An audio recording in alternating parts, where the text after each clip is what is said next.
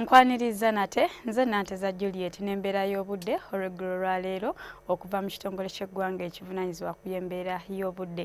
Yo enkuba ekyagenda mu maaso okutonya mu bitundu by'eggwanga ebitali bimu era nga alipoota ey'enkuba amakya ga leero eraze nga Kalengere yafunye enkuba eyawezezza millimeters 28 n'akatundu kamu, Tororo n'eba n'enkuba eyawezezza millimeters 19 n'obutundutundu 3, Kitgum n'eba n'enkuba eyawezezza millimeters 18 n'obutundutundu 9 nga kino nno kyongedde okuva ku bire ebireeta enkuba okwongera okusaasaanira mu masekkati ga Ssemazinga Africa omwo nga mwotwalidde n'eggwanga lyaffe.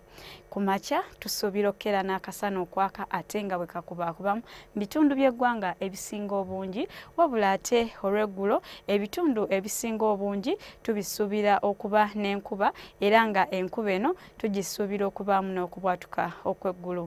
Nga n'olw'embeera eyo ebbugumu mu bukiikakkono ssaako ne mu buvanjuba tulisuubira okutuuka ku degrees 29, mu bugwanjuba ebbugumu tulisuubira okutuuka ku degrees 28, Kampala ssaako n'emirano ebbugumu tulisuubira okutuuka ku degrees 27, olwo ne mu nsozi ez'e Kabale ebbugumu tulisuubira okutuuka ku degrees 23.